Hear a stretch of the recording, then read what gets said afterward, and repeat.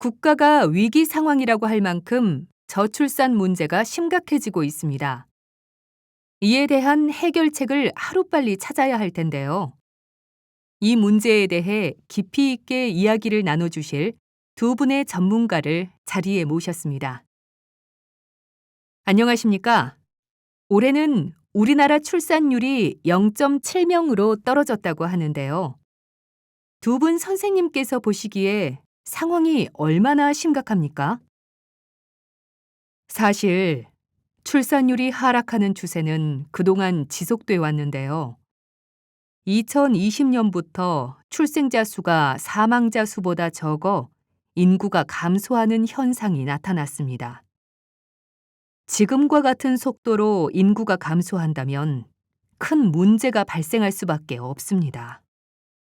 맞는 말씀입니다.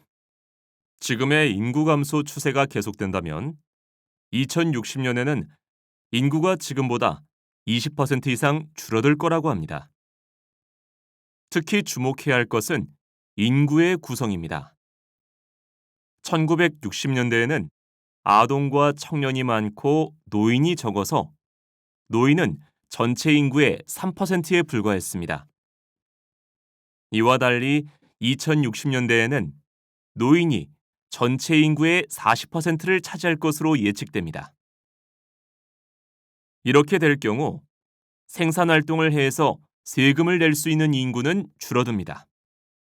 반면에 노인을 위한 연금, 의료, 복지 등의 비용은 증가할 것이므로 결국 국가는 심각한 위기에 빠질 수밖에 없습니다. 그동안 인구 감소 문제를 해결하기 위해 출산을 장려하는 정책이 많이 나왔는데요. 다양한 정책을 시행했는데도 출산율이 높아지지 않는 원인은 무엇이라고 보십니까? 저출산의 가장 주요한 원인은 아이를 낳지 않으려는 사람들이 늘고 있다는 데 있습니다. 그동안의 정책은 출산 휴가, 양육비 지원 등 주로 아이를 낳으면 혜택을 주는데 초점을 맞추고 있었는데요.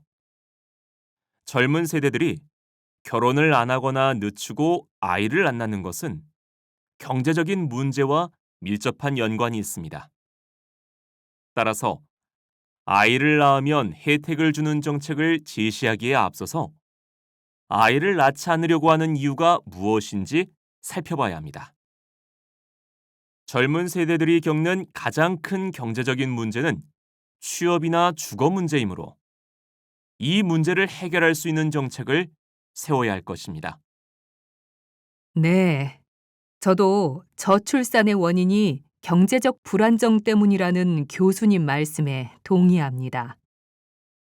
취업과 관련해 보충해서 말씀드리자면, 아이를 낳기 전뿐만 아니라 아이를 낳은 후에도 고용이 보장되는 사회가 돼야만 경제적인 이유로 아이를 낳지 않으려는 부부가 줄어들 거라고 생각합니다. 양육 친화적인 국가의 사례를 보면 아이를 낳은 직원에게 근로 시간을 단축해 주거나 재택근무나 육아휴직을 허용하는 등 아이를 낳아도 안정적으로 일할 수 있도록 하고 있습니다.